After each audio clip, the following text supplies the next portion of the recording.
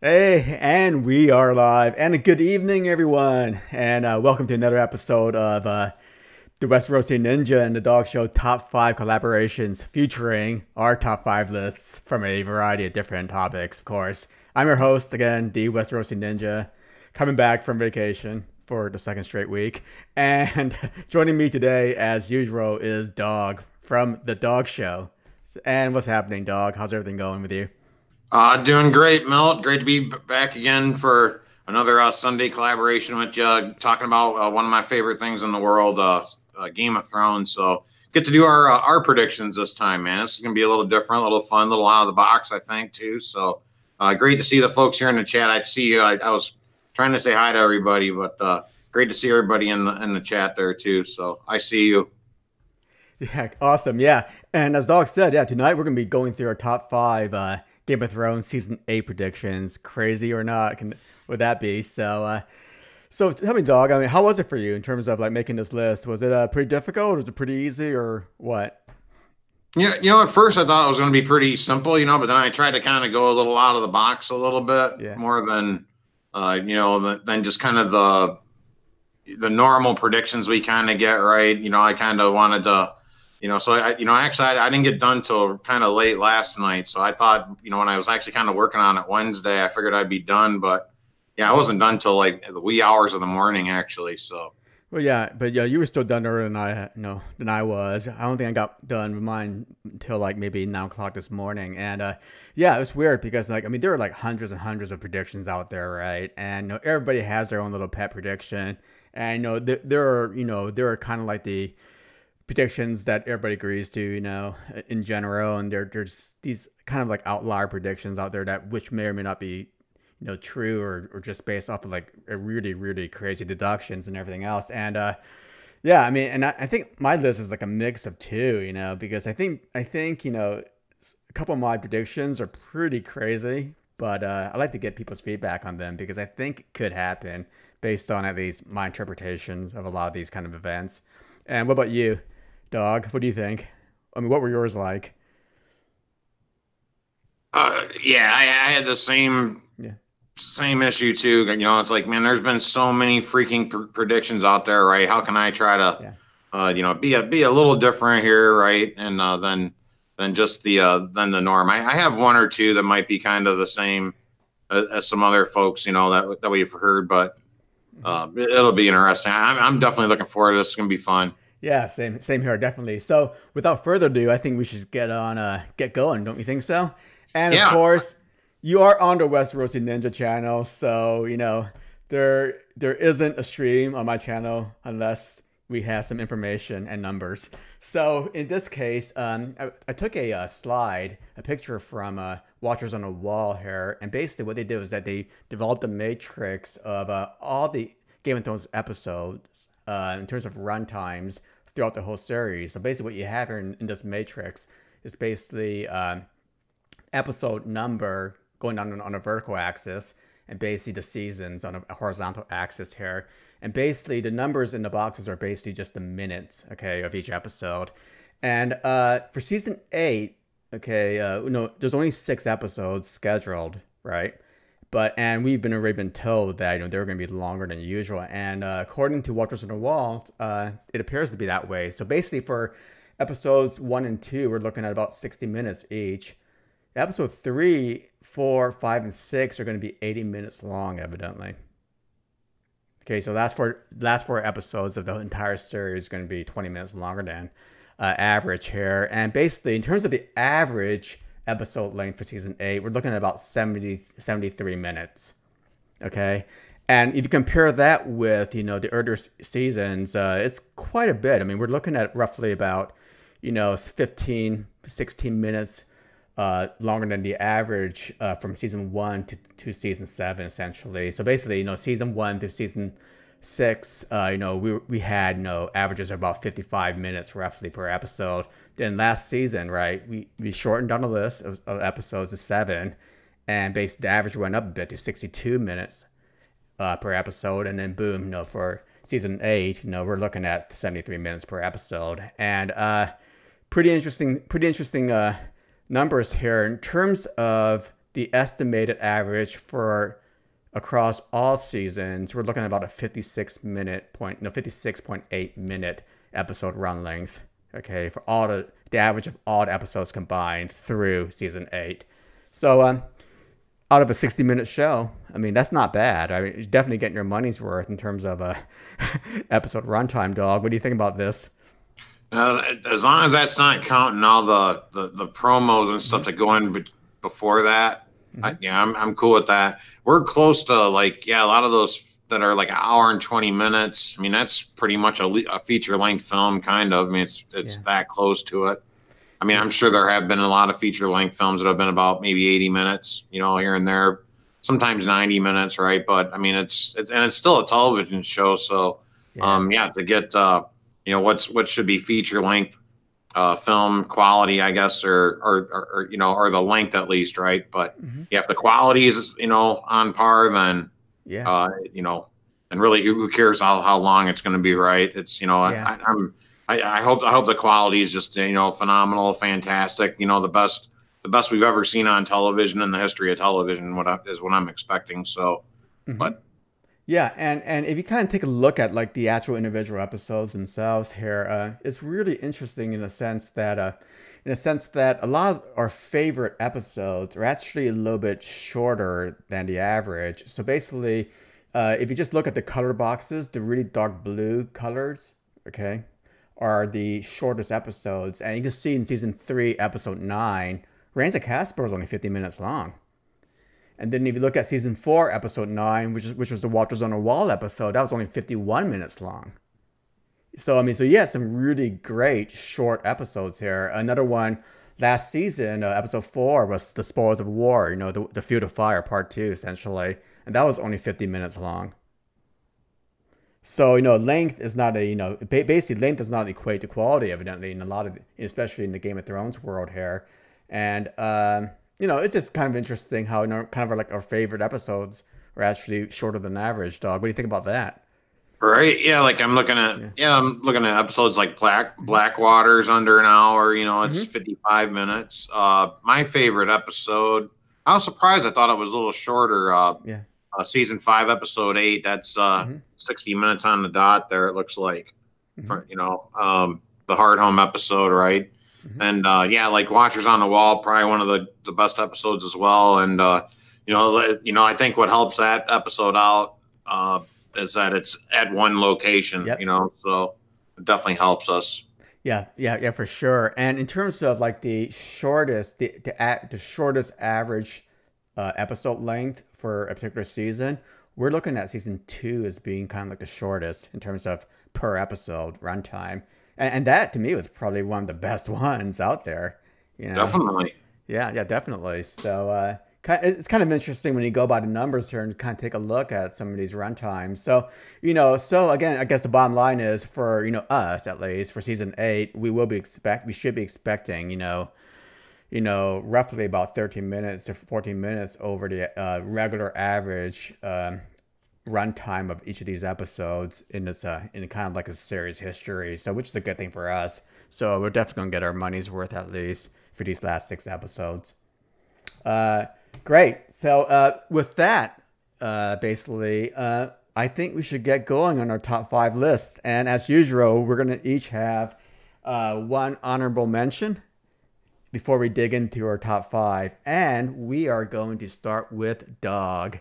All right, folks. So, my honorable mention. Again, I was trying to think out of the box a bit, folks, but I had one that I think that was, that's been a prediction since season 1, right? So we're going to get our dog fight, right? The Clegane Bowl, if you will, right? So I've always known that this was going to happen on the final season. I can honestly, truly tell you that, right? Because I remember going from, season 3 to season 4 to season 5 all the way through. Every year, everybody was like, are we going to get Clegane Bowl this season? Are we going to? No, we're not going to get it until the final season, right? That's how they set this up.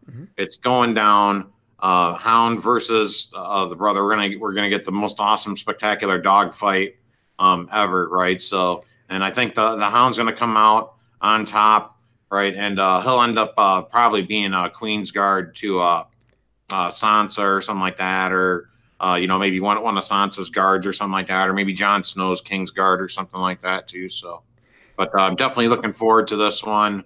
Yeah, I think this is probably my only one. It's kind of the norm predictions that a lot of folks have, but I mean, this is definitely going down. So you're predicting the Hound's going to survive this, huh? Oh yeah. The conflagration of King's Landing and Winterfell, huh? I think we saw that. We talked about the trailer, Mode, or it might have. I think we talked about the trailer maybe a little bit where we had the Hound. They showed him looking really distraught, right, with the fire behind him and things of that nature, right? But I always predicted that at some point he was gonna, finally get over his fear of fire, right? It definitely didn't happen with the White Bear, of course, right? But I was thinking he was eventually he's gonna get over his fear of fire. He was gonna use fire as his weapon, kind of like Cold Hands Benjen, right? Well, awesome, yeah, and yeah, I mean, Clegane Bowl, Super Bowl, whatever you want to call it. Yeah, I mean, it's been out. I mean, it's been predicted and talked about for years and years since season 1, and yeah, I mean, D&D would probably give us our fan service and probably make this come true. I totally agree with you about this prediction.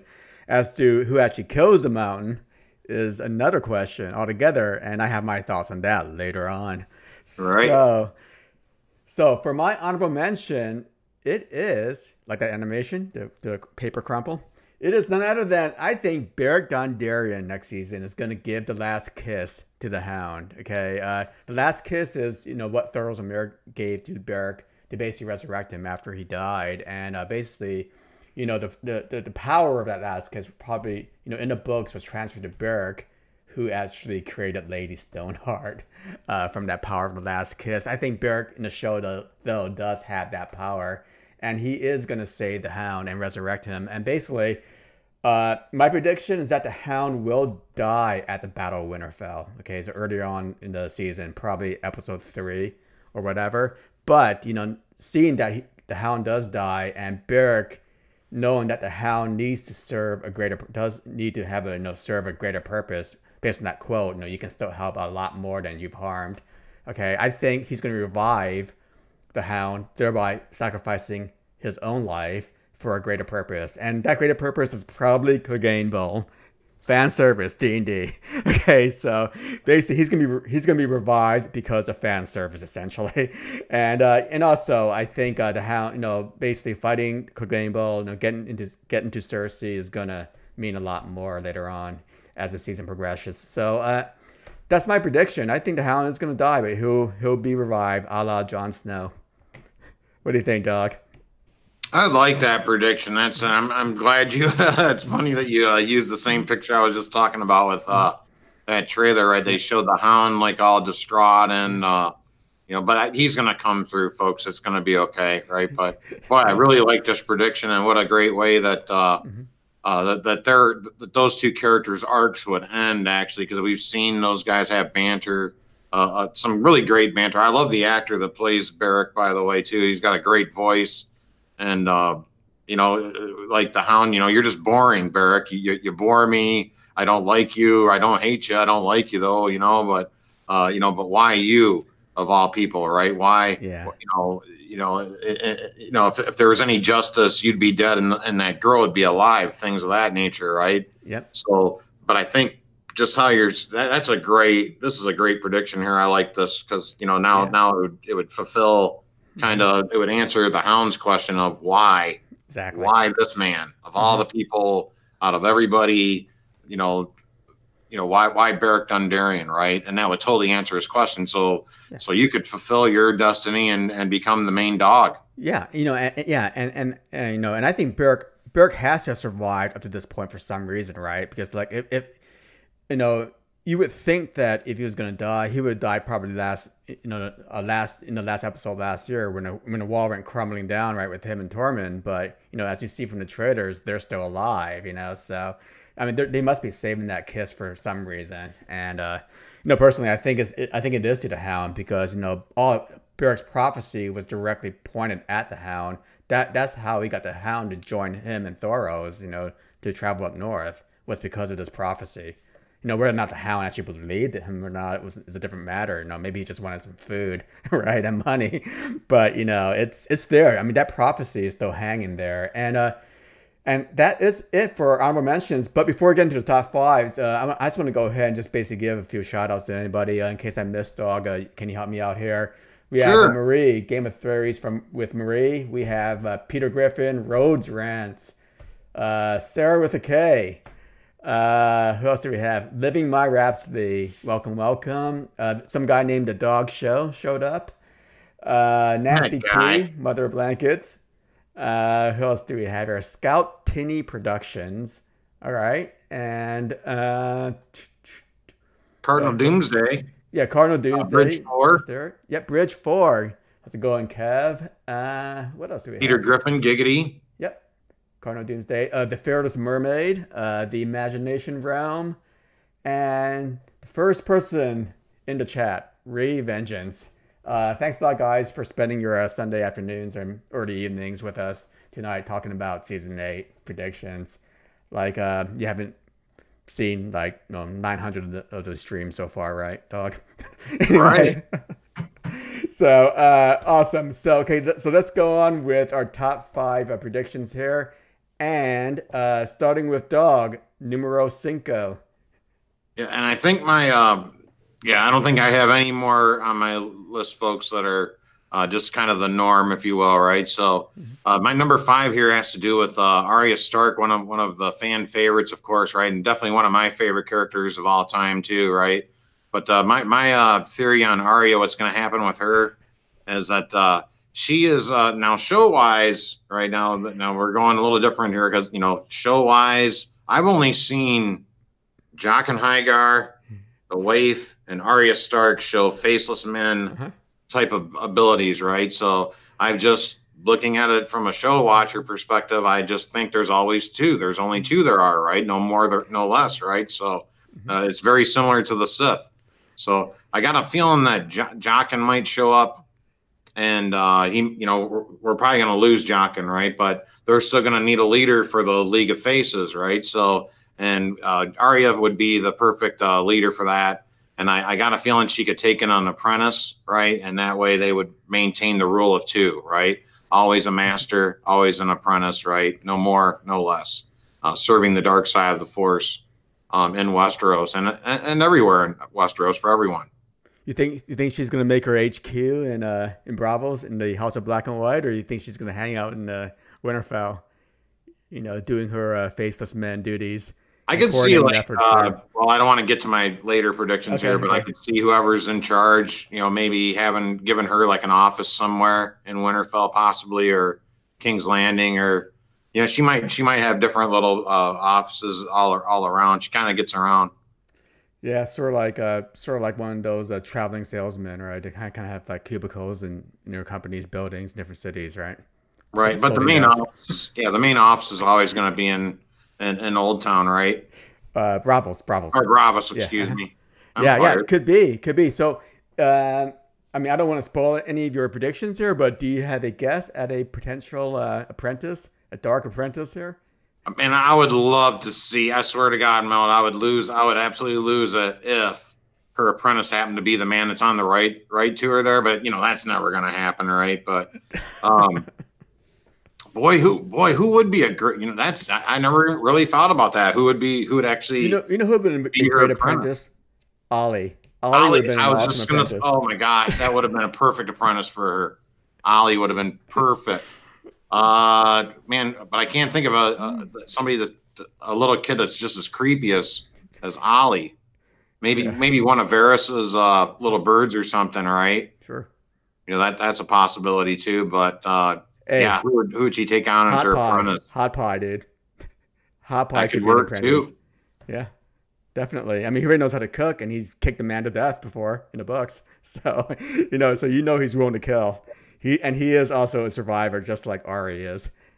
And she could help, or he could help Arya with those subtle details on the pies. They're talking about the crust and things of that nature, right? Hot Pie would be able to fine tune her skills. Yeah, I always thought it amazing how Arya picked up those pie baking skills at the twins, in such a short time. because we never saw her bake any pies, unless Jaqen H'ghar is basically telling her to bake pies for him every night, while she was training. I mean, she really did a good job as a beginner, getting that meat in there, getting the pies baked, and well done properly. So, yeah, you go, Arya. Yep. Apparently, face magic and pie magic are very similar. Yeah, awesome. All right, so good job, Dawg, man. Number 5, Arya takes over the League of Faces. And my number 5 is about Arya too, but I think Arya is going to become Littlefinger and kill the zombie mountain. I think Arya is going to be doing the deed here. I mean, yeah, sure, the Hound might actually fight him with Rainbow, but who's going to strike the killing blow? I think it's going to be Arya. And how is she going to get up close to the zombie mountain?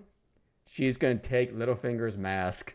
Basically, she's going to basically cut off his face, put it on, glamour herself, and become Littlefinger. So I predict that we will be seeing Aidan Gillen this season. Roughly episode 4, 5, or 6. I think we're going to see Aidan Gillen back as Littlefinger. But in this case, it will be in disguise as Arya, or Littlefinger will be Arya, in fact. And I think what's going to happen is that basically she's going to take the Battle of Winterfell is going to be done by episode 3 or 4, or whatever, right? And basically she needs to finish off her list, right? Cersei's part of her list, the Mountain's part of her list. So she'll go ahead and basically take the Littlefinger mask, incognito, slip into King's Landing. Everybody's going to think, oh, no, Littlefinger's back, the prostitutes at his brothel are going to be really, really happy, and things like that's going to happen. And basically, she'll probably end up, I think, in the process of getting close to Cersei. I don't think she's going to kill Cersei, but I'll talk about that later on. But in the process of getting close to Cersei, I think she's going to take down the Mountain and Qyburn. Okay, I think she's going to be the assassin for those two, and see the target signs on Qyburn and the Mountain. I think they're going to be dead because of Arya. And of course, the Hound's probably going to accompany her, I think. Okay, I think that's what's going to happen, and that's how the Hound's going to basically be part of Rainbow. But I think in terms of the killing blow, I think Arya's going to do it for these two guys. Man, I love that, Mel. And what I like about, because I've heard the theory, or not theory so much as speculation, right? But that she was going to use like Jaime's face, right, or possibly Qyburn's face or something like that, right? But I never even thought about, and what a great way to bring him back. At least, I mean, the guy was a great actor all the way through, right? For 7 seasons, we got him, right, and it would be a great way to have him come back, right, and at least have a part in, kind of a part to play in every single season, right? So Littlefinger deserves it, and I always thought him and Varys were the two that were the two chess players, if you will, in the Game of Thrones, and that prediction kind of got squished last season, of course, right? But that would be fantastic to see him come back, and and then also to see the Hound and Arya team up again. Yep. And kind of leading us into the Hound and Arya series, and I'm desperately wanting after the series is over, where it's just the Hound and Arya getting into little adventures every week, right? Yeah. And I would watch that. Yeah, and definitely, I think Dan and Dave, in their kind of like their quest to basically appease the fans, probably will have them basically go buddy cop, Rush Hour again, because it was one of the best things about Game of Thrones was, kind of like the team up of Arya and the Hound, during their travels in the Riverlands and the Ares. So I mean, I definitely expect those two to be traveling down to King's Landing to basically get their revenge or to finish off their business. So I mean, willingly or unwillingly, right? Because I'm not sure if Arya will want the Hound to be tagging along with her, but I think they're both going to end up at King's Landing to basically try to take out Cersei here. But I don't think they're going to take out Cersei. I think somebody else will. And I think so too. I don't think I've mentioned it. I don't think I have anything about it in my predictions, but I think there's other folks that might have to deal with Cersei as opposed to Arya. Yeah, for sure. And so, okay, that's our number 5. So mine was Arya becomes Littlefinger and kills Zombie Mountain. And number 4 for Dawg is... All right. Yep. So, yeah, my number 4 here, folks, is I believe that Theon Greyjoy is he's gonna be redeemed, sort of, right, by maybe making a last run to kind of save Winterfell as things are going dire, a la Theoden King and Return of the King, right? So, yeah, I could definitely see this happening where we might see Theon. Maybe in episode 1 or 2, maybe they leave it out. So, maybe he saves his sister, but maybe he's dead or something, right? But maybe we don't hear about Theon at all, right? But as things are getting bleak and like, everybody's going to die, right? Pretty much, right? In Winterfell, maybe the horn sounds or something like that. And I want to see just an absolute amazing speech from Theoden, right? I mean, he gave a pretty good rousing speech, prior to getting thumped on his skull, right? But I'd love to see him go out one last time, kind of like Theoden King, ride to ruin and the world's ending, right? And but I want to see a nice a Theon speech, something that's absolutely memorable about this character, right? I mean, it was kind of his. I mean, he kind of started the whole.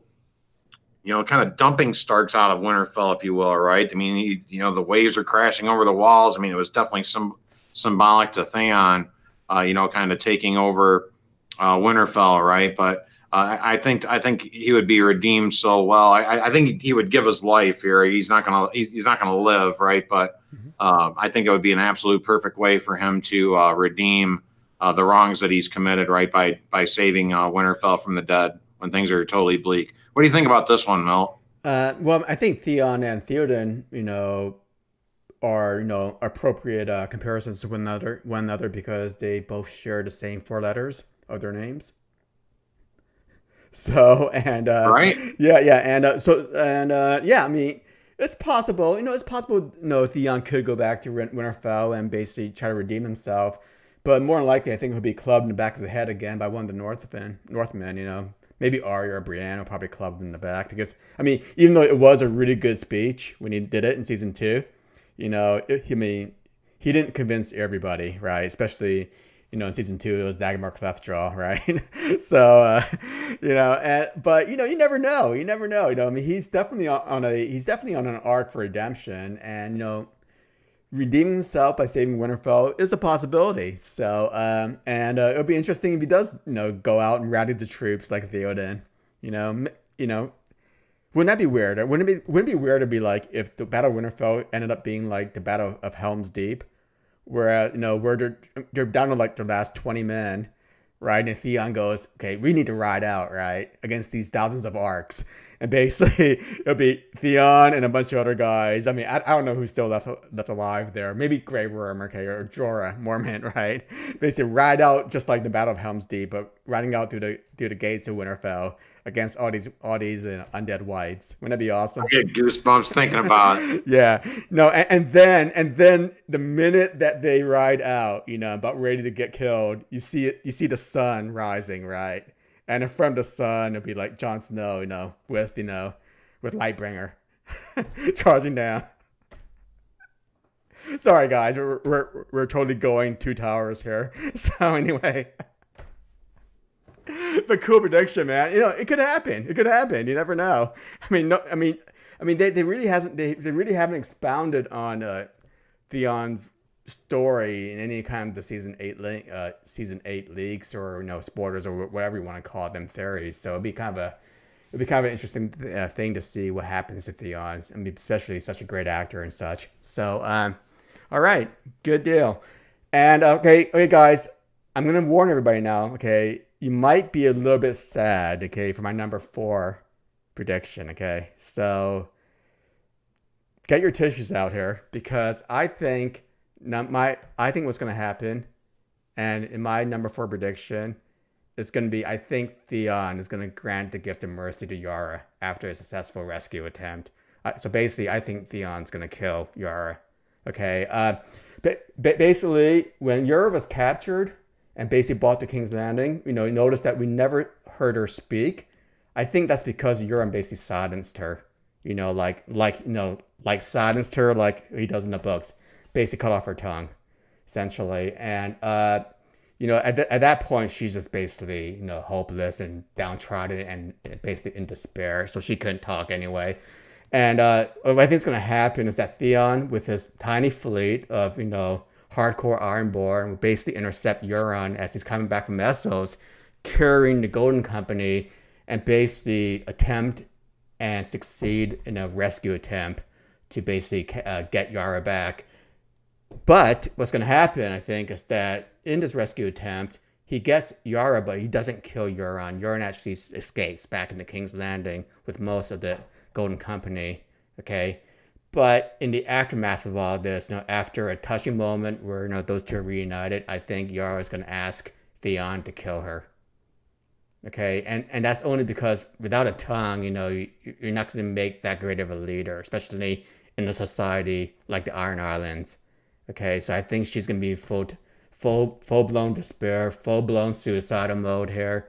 I'm not sure if she's strong enough to basically live without a tongue, not being able to talk, but I just think that her personality just has so much pride and so much ego that I don't think she's going to be able to live with herself without being able to talk. So I think this is going to be a really, really sad moment, but I can see Theon basically killing Yara with her wishes, okay, not against her wishes. I could that's a definitely unique one there, Milt. That would be pretty sad too. And well, what's interesting about that is how she saw how broken Theon was, right? And she was basically, look, you should just kill yourself now or drink this pint right now and be Ironborn, right? Kind of thing. But how would it be if something like that happened to Yara per se, right? How would she, would she be the same way as Theon was, or would she just, that's definitely interesting, Milt. I really that's definitely out of the box. And it would definitely be a juxtaposition, I guess, of those two situations, if you will. Yeah, and definitely. I mean, I think people might disagree with me. Maybe she will be strong enough to basically live on as perhaps the Ironborn leader. I think Elamar was saying that she could be strong enough, but it just seems to me that to be a leader in a society such as the Ironborn, where they don't, they basically don't respect any form of weakness, any kind of physical impairment or whatever. I mean, and she isn't the leader of that society, or has nothing to basically live for. I just feel like, she might want to go out, by her own rules. And it's gonna be really, really sad if this happens, because I can just see Theon basically, knifing her, and but it'll definitely be brain blowing, right? And it'll definitely be sad. So sorry to depress everybody, guys, but I think this might happen. All right. Yeah. That is some badass looking armor, though, isn't it? Yeah.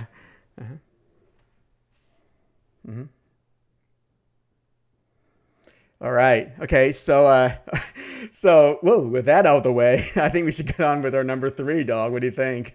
Sure. All right. So number 3, Dawg, go for it. This is mine, right? There's one king and one queen to rule them all by the end of it, folks. So, I think both of these two are going to live, happily ever after in the realm, right? We'll have the one true king and the one true queen of Westeros. And and I threw in another Lord of the Rings thing because I'm a Lord of the Rings geek. So. But a lot of folks have been thinking that. I've been hearing folks say that Dany's going to die, right? Jon's going to die too, and I just don't think, why. With Jon dying before, I mean, to have him killed off again, kind of like the Hound, even, right? I mean, the Hound's been through a lot to where he was almost dead. Why have him go through that just to kill him off, right? Jorah Mormont, another one, right? He went through all that grayscale stuff, right? And and gets cured, right? Why have him go through all that just to kill him off, right? So I think by the end of it, these two will basically rule Westeros, and let's forget that they're related, I guess, right? But they're Targaryens, right? But that way the realm still kind of lives on, right? The page is empty. We close the book. I mean, in this situation, the show, we shut it off or whatever, right? But but by the end of it, right? We know that this world still lives on, and we know that the truest king and the truest queen, if you will, right, are ruling it, and it'll be under their protection. Yeah, and something about this dog is like, when I see a prediction like this, I just ask myself, okay, we all know that D&D are basically the masters of cliche, okay? I mean, and the show basically delves into a lot of well-known tropes, common in Hollywood and cliches. And which cliche are they going to go with? Okay, are they going to go with a couple happily living ever after, or are they going to go with one of the main couples basically dying, and then the other person basically taking over, the rulership? And personally, I'm on the second part. I think it adds a little more dramatic effect. I think that's what they're shooting for in the show, is to have one person live, one person die. But I can totally see them doing this as well. Where both of them survive and they basically raise, another Targaryen, right, or Starkgaryen, or whatever you want to call the hybrid baby of these two characters. Yeah, so I mean, I really don't know which way to fall on this. I mean, it could happen, could not happen. I'm kind of leaning towards one of these characters dying. I mean, I don't want to say which one, but I am leaning towards that. But yeah, I mean, I could definitely see this happening, Dog. Yeah. If one of them died, I think it would be possibly Dany. I don't want to see either of these die. It would make me sad. But yeah, I don't want to see the Nisa thing. I've heard that prediction come, around before, right? And again, I think, and the other one I've heard too is like the childbirth thing, right? I just think that there's been so many. We hear, so and so died in childbirth, and so died in childbirth, and if she dies in childbirth, I'm just going to be like, really? I mean, so I just think that would be a little too copycatish, I guess, but. Of course, mine's kind of happily ever after too. So mine's kind of a copycat too. But hey, this is the ending I would like to see, of course, right? Sure, maybe more of a what would I like to see than a prediction, if you will. But this is definitely what I'm hoping for here. Cool, man. All right, one king, one queen to rule all of Westeros. And my number 3. Okay, guys, get ready for some more depressing news. Basically, I think it's going to be either Jaime Lannister or Jorah Mormont becomes the 1000th Lord Commander of the Night's Watch. Okay, it can't be both of them. I don't think both of them are going to die, but I think one of them are going to die, and the one that survives will probably take the black.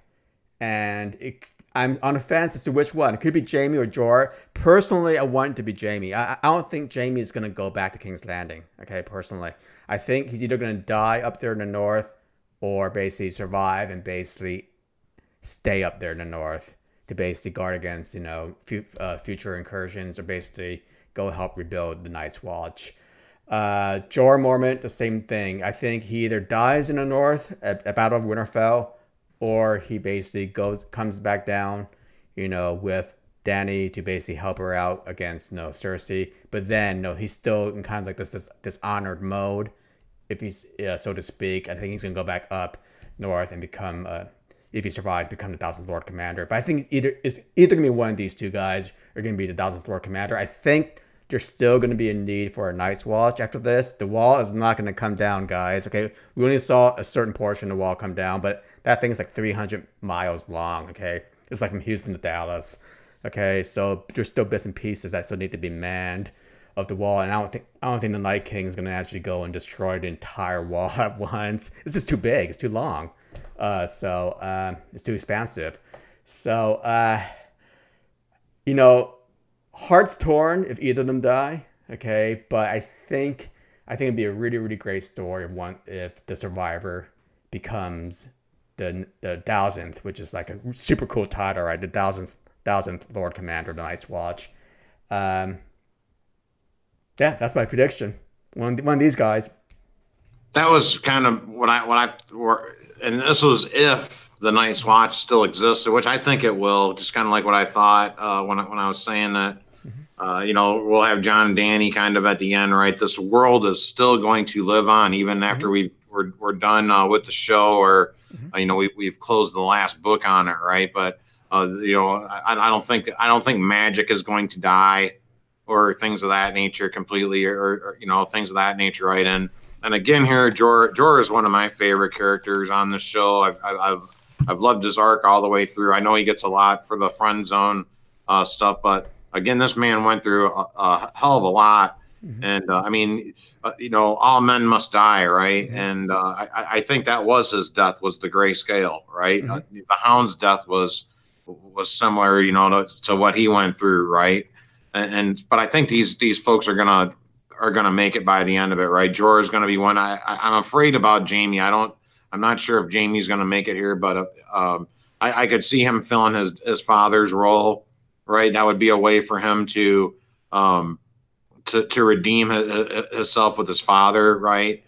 For bringing shame to his house, and he could fulfill his, basically take his father's role as the thousandth Lord Commander of the Night's Watch. I like that, but I also like the idea of, maybe that we don't need the Night's Watch anymore, right? And Jorah just happens to be one of, Jon and Dany's, super fighting Kingsguard, if you will, too. So so what do you think about Jaime? I mean, do you think he's going to go down to King's Landing and perhaps I thought this a long time ago, maybe like around season 4-ish or something. I figured Jaime was going to die saving Bran. I figured that would be kind of his way to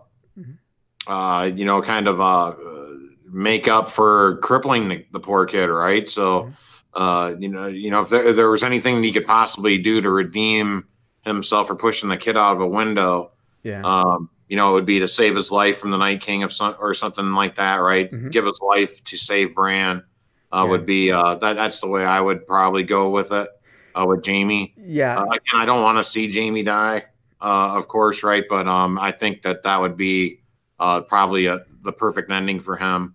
Sure. Yeah, I think some people in the chat are mentioning, well, if they defeat the Night's King, why would there be need for a Night's Watch? And personally, I think just by defeating the Night King doesn't mean that there won't be a need for a Night's Watch anymore, because I think there'll be another Night King taking its place like 10,000 years ago, after the end of the first night, or the long night. So I think there might still be a need for that. I mean, somebody's gonna need to rebuild that section of the wall, around Eastwatch, and somebody's gonna need to overlook that. I think there will be a need. I mean, I don't think the danger is actually gonna be eliminated from evil forces living in the lands of always winter, if you will. So anyway, I mean, it's just kind of again, thoughts of what I think will happen, the kind of predictions, it may not be that way at all. Maybe, we eliminate all the evil from the world, by killing by getting rid of the Night's King this time around. I just doubt it. That's all. So, what do you think, Dawg? You think we'll need a Night's Watch after this?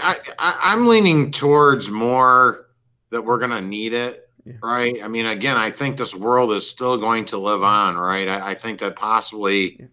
this Night King's going to go down, right? But yeah, there might be a new Night King or Night Queen, even, right? 1,000 years from even this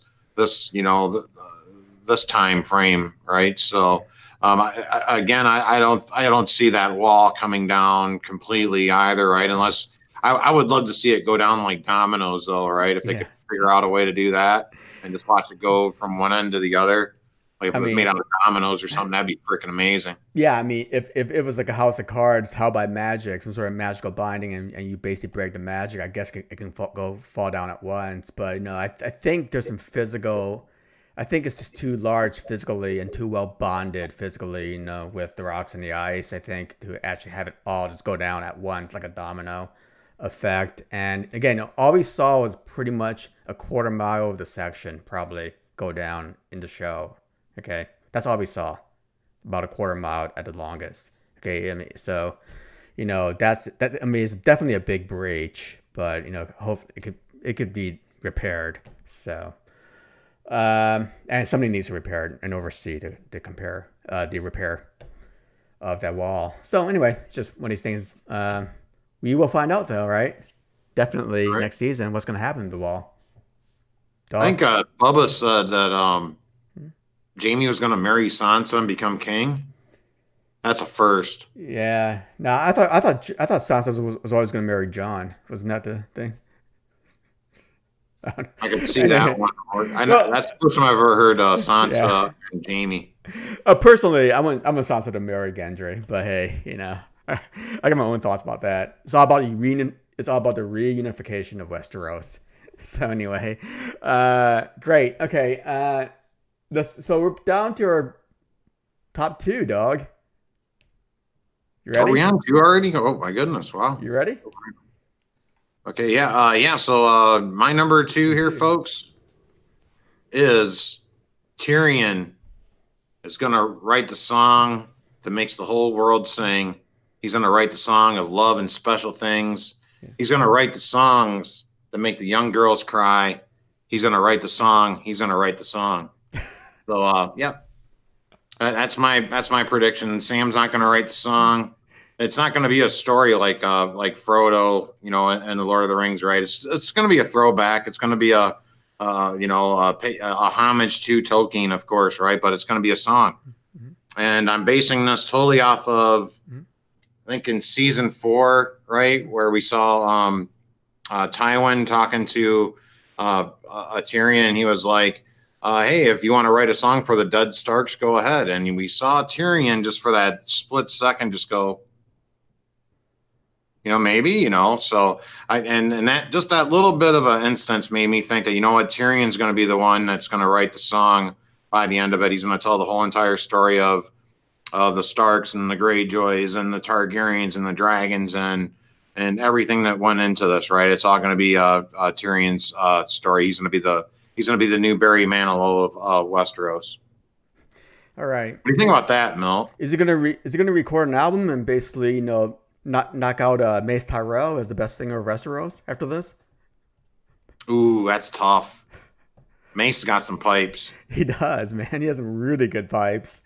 But you know, I mean, he's been on top of the charts for the past like 4 years now, right? So it's about time somebody actually knocks him off the top of the Billboard album list. So yeah, I could see Tyrion doing that for sure, or at least writing the music. Maybe somebody else will sing, perhaps. But he does have a good voice, right? You ever saw that Red Nose video that he did with Coldplay?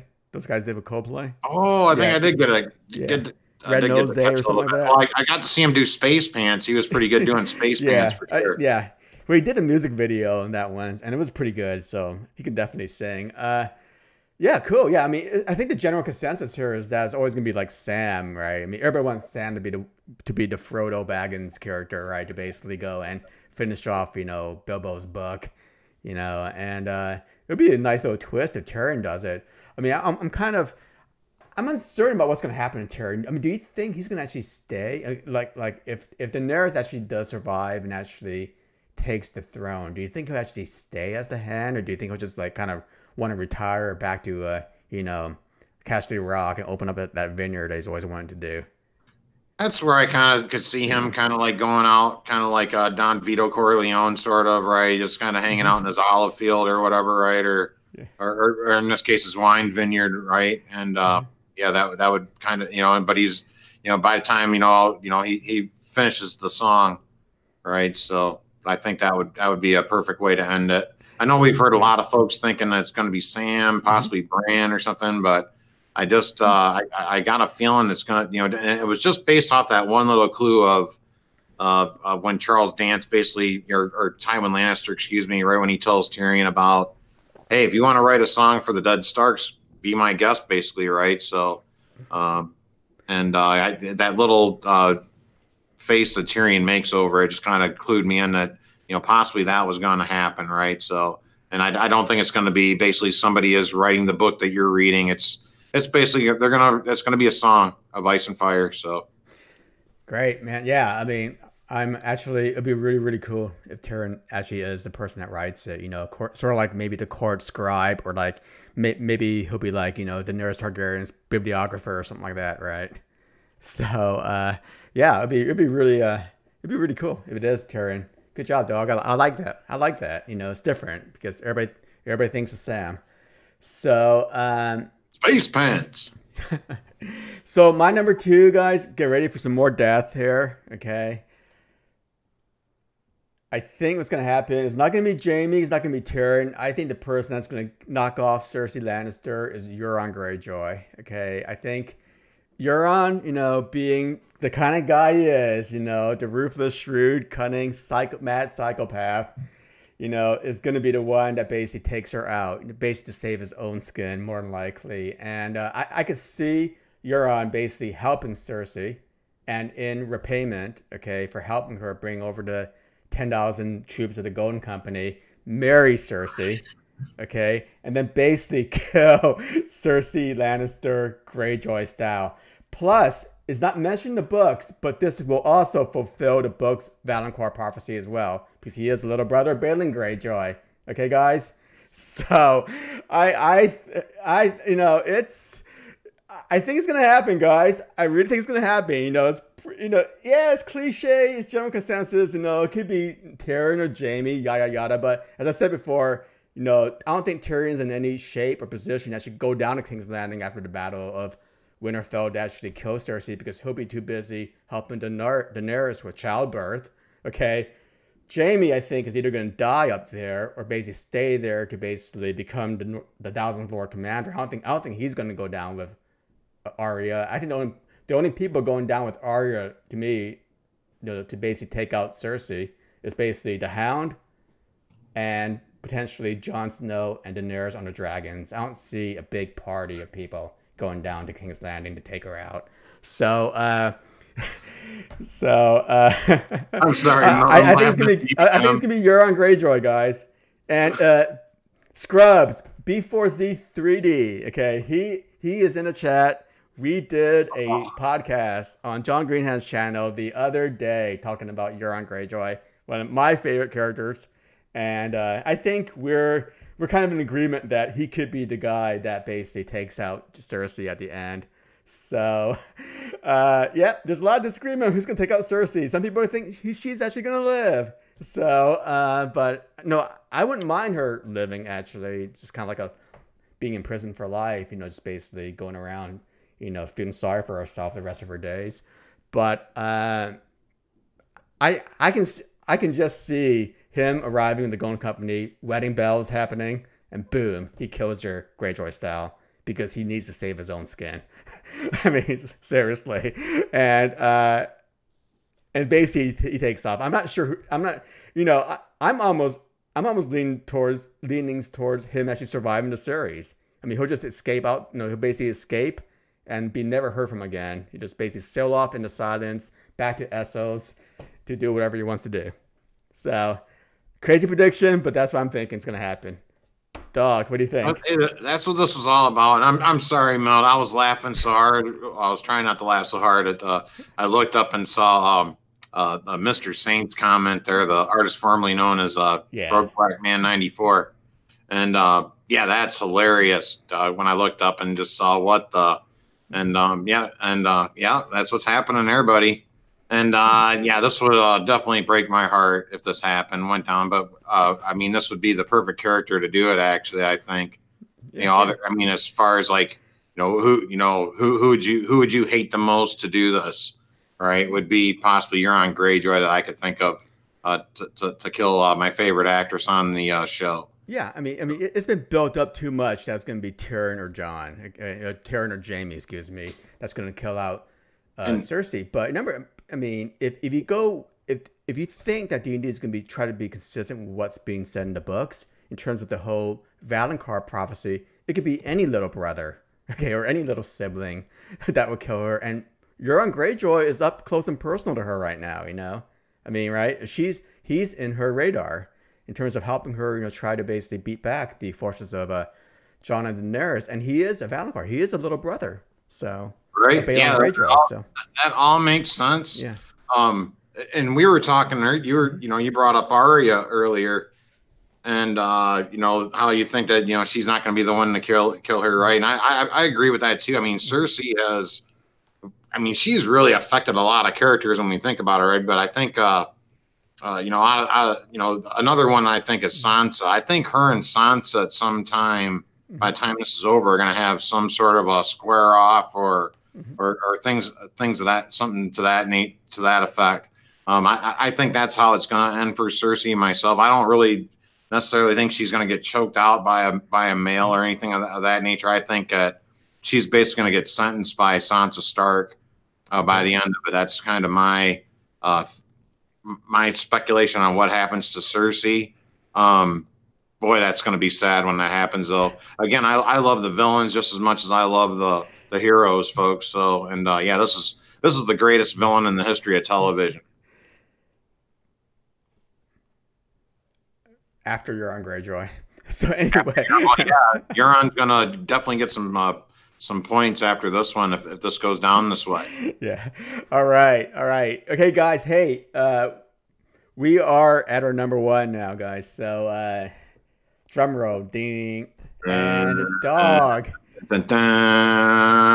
Yes. Closer number one. Yes, we're gonna have a dragon egg ending, folks. We're gonna find so many. We're not just gonna find the little Harry Potter egg here, right? I'd use that just to be a Harry Potter nerd. But yeah, I think by the end of we're gonna have a not so much a cliffhanger ending, right? It's just gonna be an open ended, you know, where somebody's gonna find like 500,000 dragon eggs, like cockroaches, right? I mean, there's gonna be so many freaking dragon eggs, right? That you know, that way the reader's gonna understand that, hey, this world still lives on. Magic doesn't die. It doesn't, you know, I mean, you know, the dragon's going to live on. There's going to be new generations to come that the reader can imagine, you know, from their own experience, right? So, yeah, I could see, you know, I'm thinking it's going to end this way, Milt, where, you know, somebody stumbles upon probably more like, I like to exaggerate, of course, right? But more like three eggs or something to that nature, right? They find eggs, or maybe, you know, this series ends with the singing of baby dragons, right? You know, and I'm kind of just going back to season 1, right? A lot of times these shows will, you know, kind of finish off kind of the way they started, right? I think it's going to start out. We're going to have an arrival in Winterfell, and kind of how season 1 ended. Season 1 ended with, you know, dragons, right? Dragons had us hyped up for, you know, the second season, of course, right? So, you know, we got to hear dragons singing. So I think the way that the series finally ends is either somebody stumbles upon some dragon eggs, or we hear dragons actually singing by the end of it, and roll credits. And thank you, Game of Thrones. That's yeah, I think that's my prediction you know, for the end of the show. Either that, or there's going to be a wedding, Milt. We're going to have one final wedding, right? And the dragons and the whites or somebody are just going to come through and just sweep everybody out, and they'll just call it the Black Wedding. And yeah, it'll just end on a black screen like The Sopranos or something. Would Billy Idol be doing the singing in this wedding? Right, or Journey or something, right? All right, yeah. And also, hey, is that egg from a shot from the Harry Potter Goblet of Fire movie? Because it looks really familiar. Okay, yeah, awesome. You see Harry's hand coming to get it. Yeah, and totally, you know, I totally agree with you about, you know, magic is going to live on forever, okay? Because a lot of the events in the show that we're looking at right now, okay, that people are focusing on, is happening just on Westeros. You know, it's basically about 3,500 miles long and about 700 miles wide, okay? So it's a little small piece of land compared to the overall, you know, world of Planetos, quote unquote Planetos. Okay, so there's gonna be magic that's surviving somewhere here, okay? So, and you know, we're only focusing on events of kind of like the Night King going down and sweeping over Westeros, but there's a big world out there. So, and yeah, I mean, obviously, magic is gonna survive still. Okay, it'll still be around. Yeah, I totally agree with you, Dog. Here, I mean, and maybe it will, segue in, into the prequels. I mean, I think somebody mentioned that here. I think it could have been Peter Griffin or Bubba, or one of those guys, about segueing, that, maybe that scene where somebody stumbles into the dragon eggs will probably be the first scene of the prequels or last scene of the prequels. So, it's possible, but yeah, definitely. I mean, magic is still going to be around. I mean, dragons are still going to be around somewhere on planet those guys. They're not going to die off, even with basically Daenerys and her dragons dying. So, yeah, good stuff. Yeah, I totally agree with you here. What do you think is going to happen to the Night King? I mean, we haven't really touched upon him the whole night here during the stream. I think I think he goes out, of course, right? Again, that's tough to say. I mean, is it going to be just cliche? John's going to kill him or something, right? But I think it's going to be more like kind of like how when I was talking about our Clegane blow, right? Mm-hmm. They might fight, but he might not actually do the finishing blow. He's probably going to need a hand, right? Yeah. Of course, right? So I think somebody's going to take the Night King out eventually. Again, I think the Night King is simply Ultron from Marvel, right? I mean, he was created to protect the children of the forest, kind of thing. Yeah. And to destroy but they just figured that we'll just destroy all the chaos, mm-hmm. and just have our own one vision, if you will, right? It's similar to Ultron and Sauron a bit, right? But I think he's more Ultron in the fact that he was created to protect, and now he's just like, I'm going to wipe out all the races. But he's similar to Sauron in the fact that he wants to cover the world in ice. That's his goal, show wise anyway, right? I think his goal is to cover the world in ice, mm-hmm. and death. Right, where Sauron wanted to just cover the world in darkness and death, basically, right? So, mm-hmm. I think, he's going to get taken out.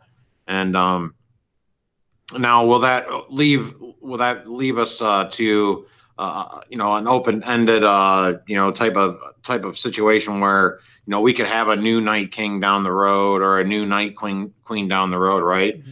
Definitely could, right? They created one before; they could create another one. Yeah. Down the road if they wanted to too, right? So again, these are things that are for the reader, right, or for the show watcher, right? When the show's over and the book's shut down, right? The inside here, right? The world still lives on, right? Other things could happen, right? It still keeps you intrigued into that story, right? So Dog. So serious question here. Do you think Ultron with his adamantium armor beats the Night King with his Olympic level javelin throwing ability?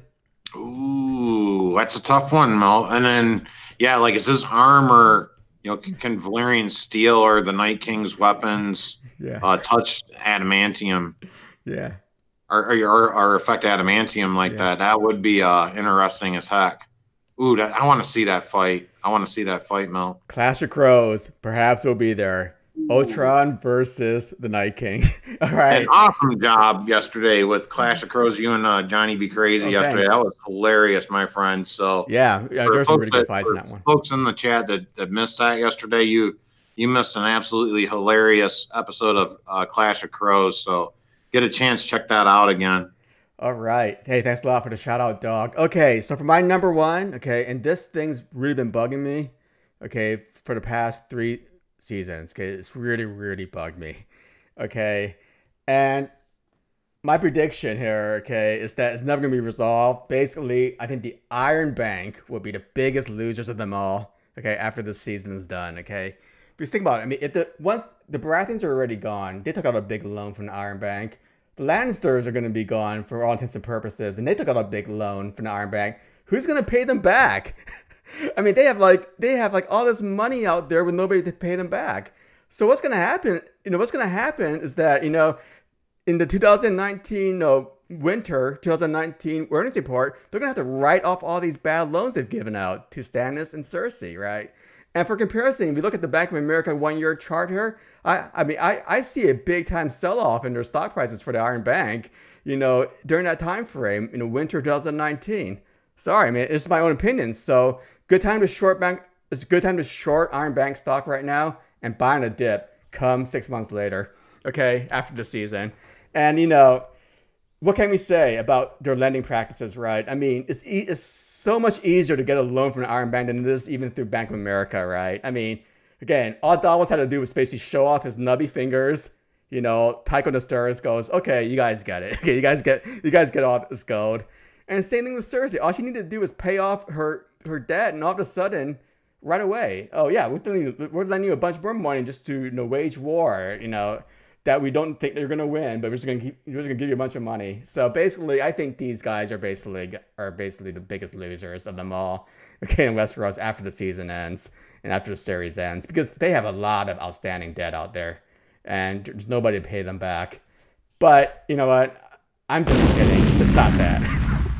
Okay, my number one, okay, and we harp about this all the time, okay, is I think, I'm probably not in a minority here. I think Jon Snow, / Luke Skywalker will be the king of Westeros. And I think Dave and Dan were probably smart enough to basically give us a vision that back in season 3, okay, with Daenerys' vision of the Iron Throne here. I think they're not going to forget this scene, and I think this is basically foreshadowing the ending of the season, ending of the series. Essentially, what you had, remember in that vision, I think it was in season 2, Daenerys walks in basically into the throne room of King's Landing. The first thing you see is basically black dust basically falling down into the room. Okay, that's basically ash, right? And ash probably represents basically the burning of King's Landing, either by Cersei with wildfire or by attack by dragons, okay? So you get the ash. Then as he gets closer and walks up the steps onto the Iron Throne, it turns into snow. And who do you know his last name is Snow here besides Ramsay? Okay, Jon Snow. And snow is falling on the Iron Throne, basically representing the ascension of Jon Snow onto the throne. So thanks D&D for that great job of foreshadowing, but it makes perfect sense as what's going to happen with this TV show in season 6, at least in King's Landing, I think. Basically burned by dragonfire or wildfire, and basically Jon Snow ascending onto the throne, sitting on the throne.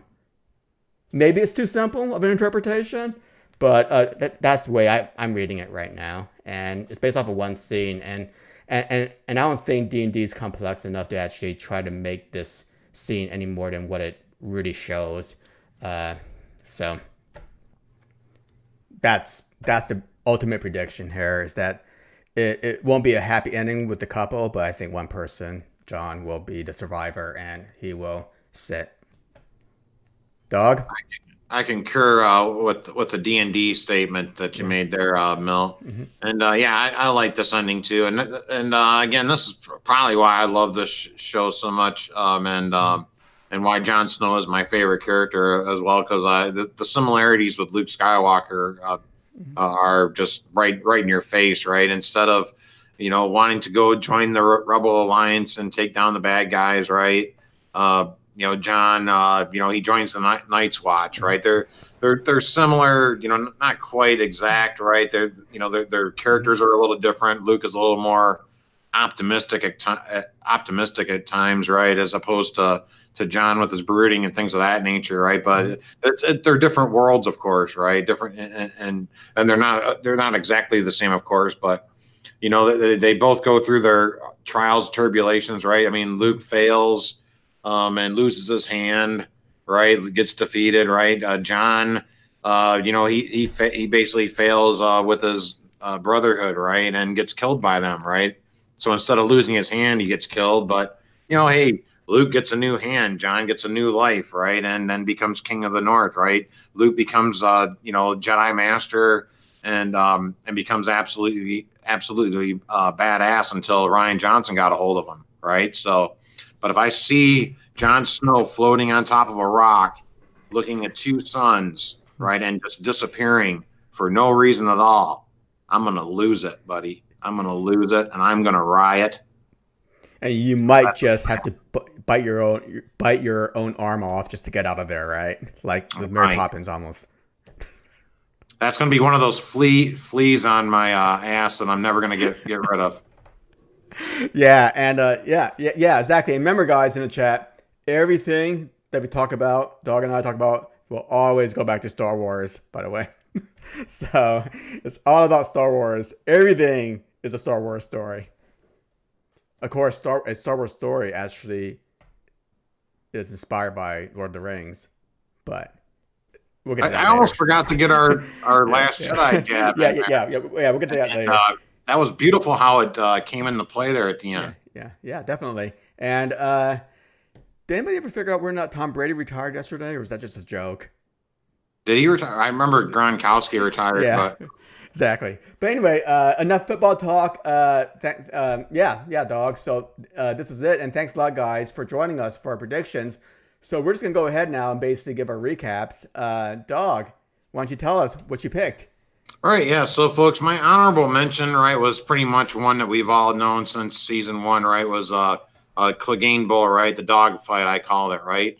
Number 5, Arya Stark, Sith Lord, right. She's going to take over the League of Assassins, right, or the League of Shadows or the Faces or whatever, and that's what's going on there, right. Number 4, Theoden, or not Theoden, yeah, Theon, right? He's going to come in like Theoden King and make one last charge attempt to try to save Winterfell and have just a beautiful redeeming arc and end to his story. Number 3, one king, one queen to rule them all. Jon Snow and Dany with a happy ending, the one that I want to see. Right. Number 2, Tyrion Lannister, songwriter extraordinaire. I think Tyrion's the one that writes the song that we're all basically immersed in. Right. And then number 1, folks, we're going to have a dragon egg ending. Right. And it's going to be left open ended kind of thing. Right. Where we know that this realm still lives on and magic still exists and things like dragons and our dire wolves and the things that we love about this realm still live on. So thank you, Mel. Thank you, folks. Yeah, thanks a lot, Dawg. Great list. And for my top 5 predictions, excuse the title there. It's not Game of Thrones fights, but it could end up being fights. Game of Thrones predictions for season 8. Honorable mention goes to Beric Dondarrion giving the last kiss to the Hound after he falls at the Battle of Winterfell, because he has much greater things to do, which is pretty much fight his brother. And number 5 is that Arya is going to basically take Littlefinger's face and basically go into King's Landing incognito, tries to kill Cersei, but instead kills both the Mountain and Qyburn. Number 4, very, very sad, very, very controversial, but I think Yara is basically going to ask Theon to kill her because she's been silenced and is in despair by Euron Greyjoy, with her tongue being cut off after that successful rescue attempt. Number 3, I think either Jorah Mormont or Jaime Lannister, the one that survives, is going to end up being the 1000th Lord Commander of the Night's Watch. Yes, is still going to be around. Number 2, Euron Greyjoy, my man, is going to be the one that basically kills Cersei Lannister and still fulfills the Valancourt prophecy as stated in the books. And number 1, Jon Snow ascends onto the Iron Throne because we see Snow falling on the throne in Daenerys' vision for season 2. And that is it, guys. Thanks a lot, everybody, for coming out. Dawg, any last words? Anything you want to talk about?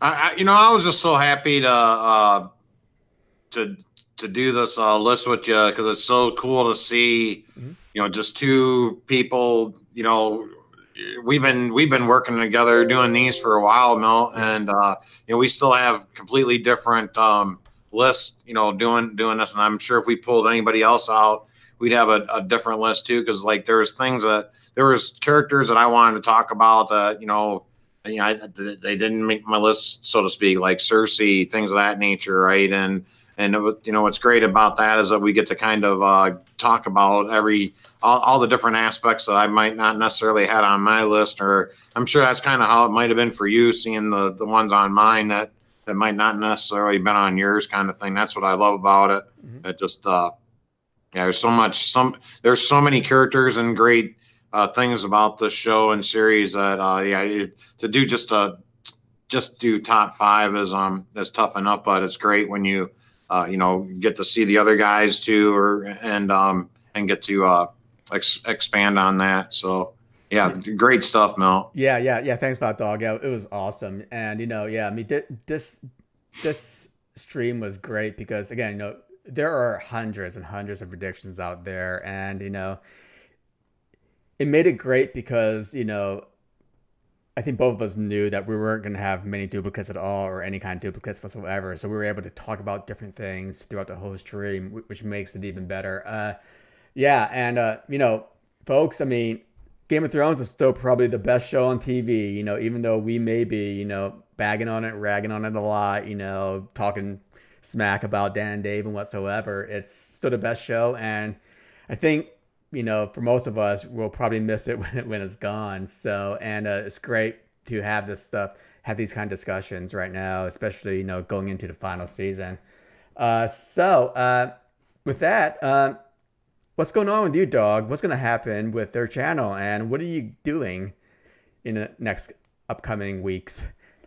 Oh, right now, yeah, we're still kind of on hiatus a bit with the live streaming and things of that nature, right? And but I'm collaborating with Rhodes Rants on Star Wars. We can see him in the chat here, so you can see me with him on Tuesdays on his channel for Tuesday Night Live with Rhodes and Dawg. So we talk pop culture and Star Wars and Game of Thrones and pretty much Captain and Marvel Universe and stuff like that. Just it's pretty fun over there on Tuesdays, right? So, and yeah, folks, I'm just waiting to hear back from things on that happened. So, but one thing, if folks are kind of missing me on the live streams, if you do want to, I did start up a Twitch channel. I started that up a while back, but I actually started playing games on it a bit. So same channel name, so twitch.tv / the Dawg Show. So if you folks want to, sometimes I'm on there late at night playing Mass Effect or Final Fantasy. So if you want to check me out live, I'll be over there. But again, we're just waiting patiently, and that's all we can do, one day at a time here. So, but we'll get back. Yeah, I mean, hopefully you get back too, because I think a lot of people are missing some of the content that you were putting out there. And as for me, I'm kind of back from vacation, but I would be taking another vacation in a couple of weeks. Sorry. So next week, we may not be doing a top 5 collaboration, or the following week, but definitely the week after that. So in 3 weeks, we'll definitely be back on again, just in time for Game of Thrones season 8, and getting really close to the premiere of what, Dawg, on the 24th of April. Cobra Kai. You got it. And Dawg and I, we may be doing episode recaps of Cobra Kai season 2, because that's like the best thing ever. Besides Game of Thrones, it's like the second best thing ever. And with that, also, this upcoming Friday, Citadel Trivia, Felicia and I will be doing Jeopardy. So prepare for that. It'll be on Game of Thrones as well as Song of Ice and Fire as usual. So looking forward to seeing everyone there playing. And on Saturday, I might have a special guest on in A Clash of Crows. So it could be somebody in the chat. So anyway, or was in the chat. So so check it out, and I think that's it. So until then, we will talk to you all later.